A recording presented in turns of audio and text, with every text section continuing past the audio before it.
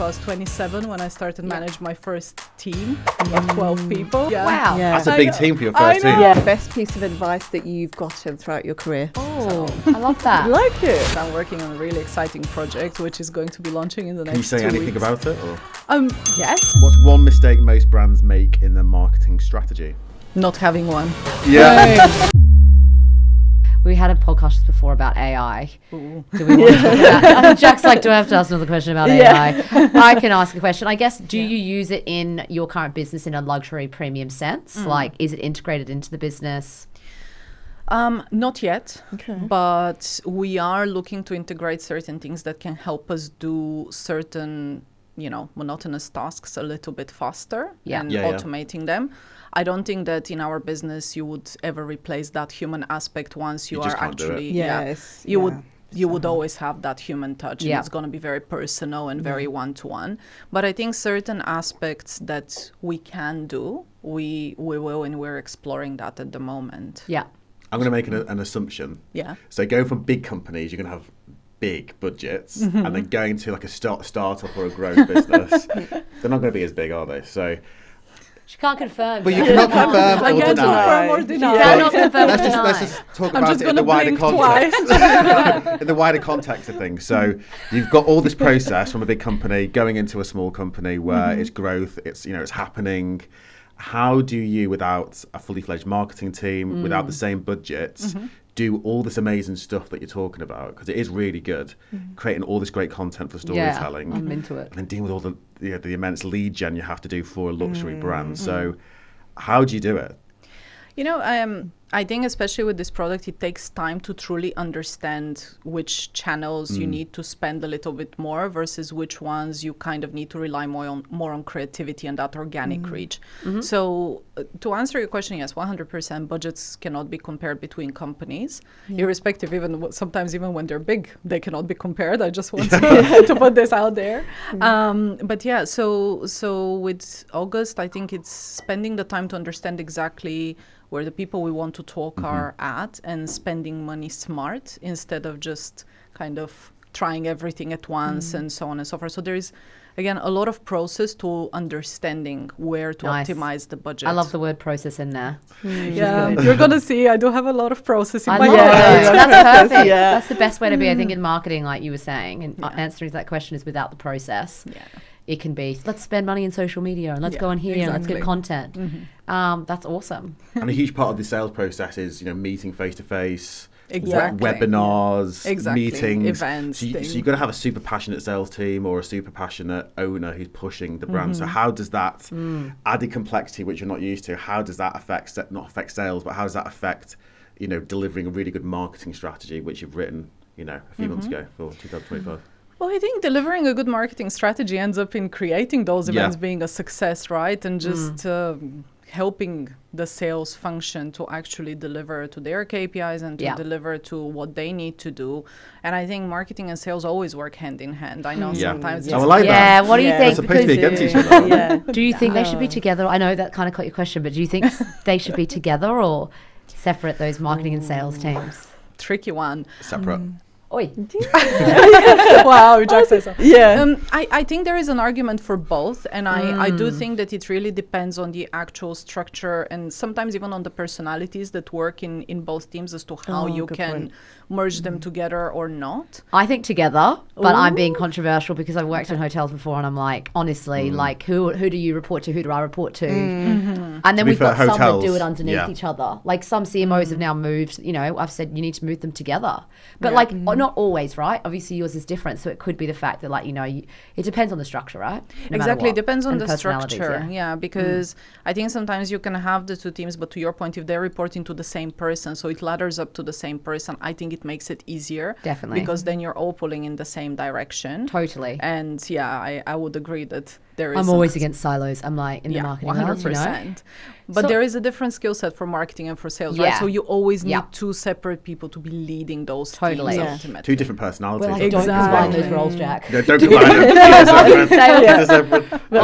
I'm a sales guy, so Are you a sales guy? Well, soft sales, relationship sales, that sort of thing. Sales, okay. No, because that's kind of leading on to a different point as well, because a big thing that I wanted to ask, I suppose, about travel and then also August is, what do you feel is the kind of general consensus with consumers at the moment? Because I think since COVID, travel's just kind of been like this. But I was speaking to Jack about this the other day. I feel like everyone that I'm speaking to going on holiday. It's like a rebellion thing. You're never taking a break. At the moment. But it's like almost like a rebellion thing. You know, life is hard. I want to ignore what's going on out there, and it's really tough. And that's what you hear on one side.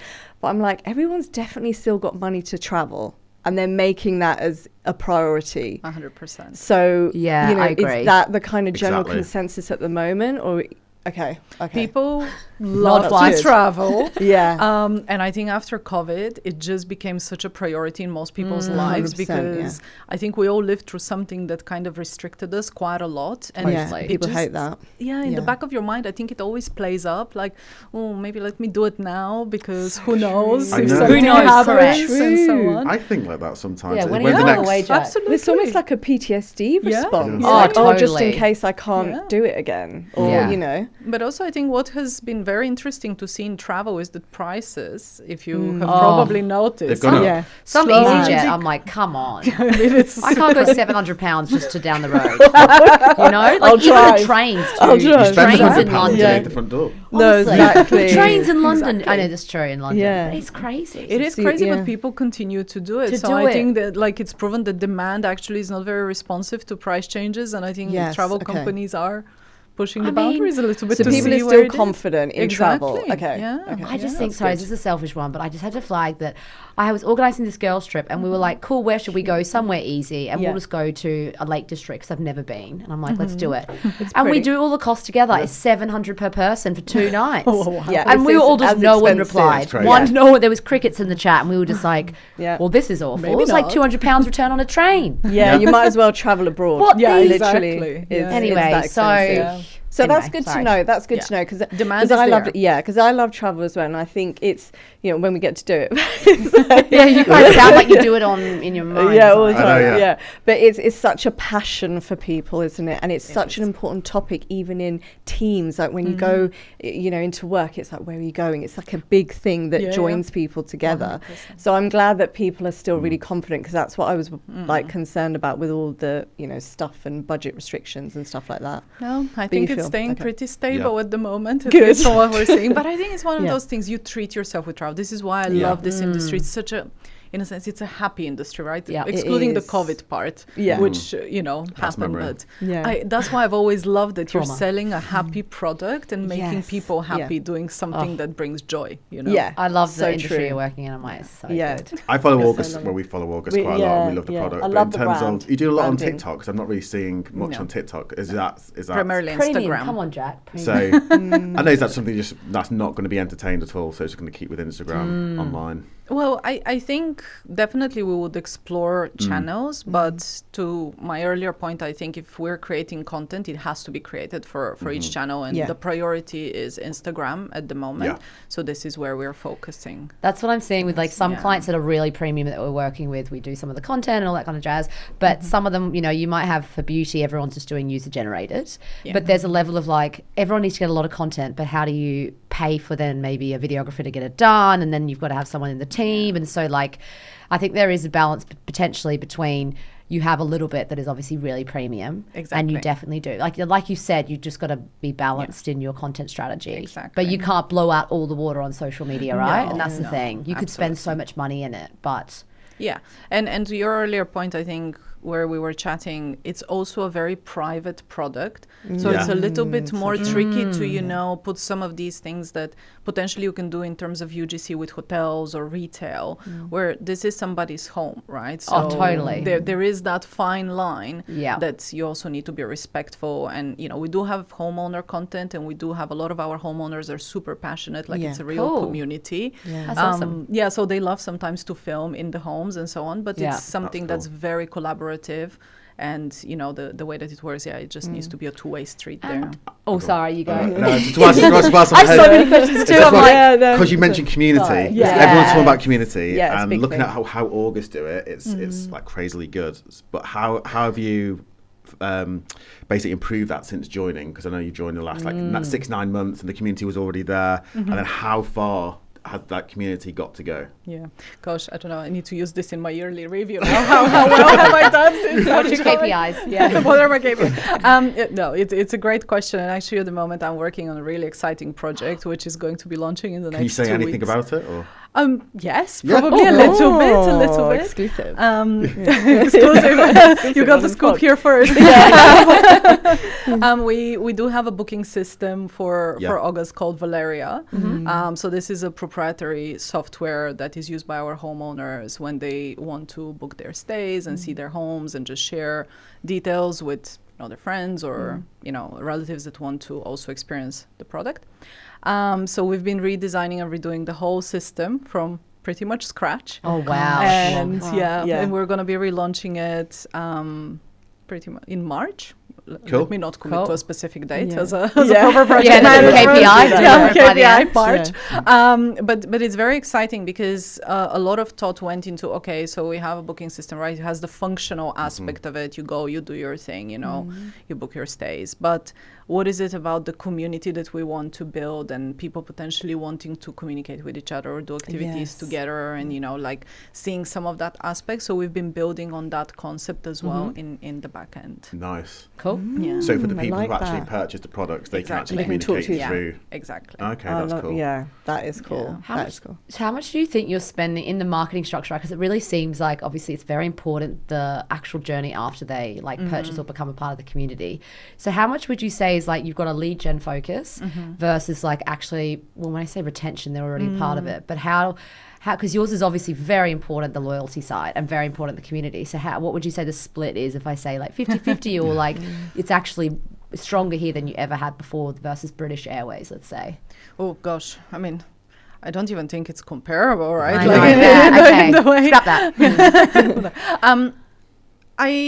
I think from a spend perspective, it's probably that we spend on very different things between the two. So I think once you become an actual homeowner, probably it shifts quite a lot in terms of the actual spend. Is not that much on marketing, but it's your experience. Yes. So it's a lot to do with operational excellence and customer service and so more in person. Yeah, exactly. Yeah. So it's a lot onto that, and I think the marketing side of it is quite minimal. Yeah. So we look a lot at the tech stack and things that support your experience and just kind of how you connect with the brand once you have the homes. Okay, cool. Nice. That's amazing. Now I know you've got 60 seconds. I've got some quick fire questions for you, Deyana.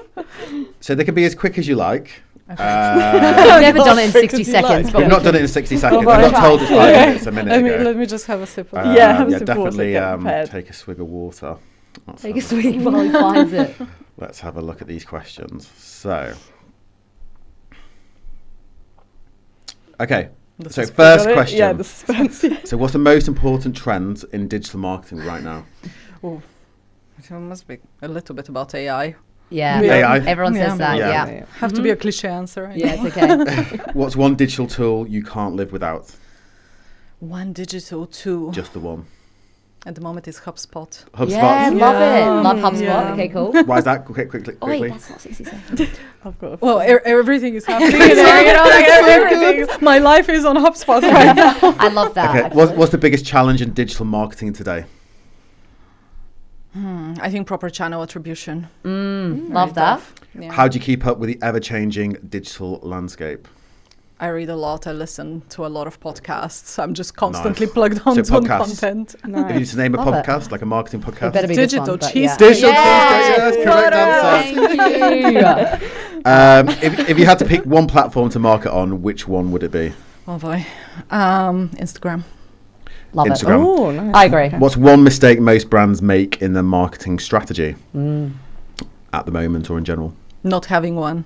Yeah. Freestyling it. Love it. Yeah. If you could delete one social platform from the internet forever, which one would it be? X 100%. I agree. Get rid of it. You guys use it, I think. I love X, sorry. There we go. Long form content or short form content, which one wins your heart? Long form. Me Long too. form. I love long form. Interesting. Stop, start, come back to it later. I love that. Influencer marketing, hit or miss? It's a hit and miss. Sorry. It is a hit and miss. 50-50. What's the most underrated marketing channel?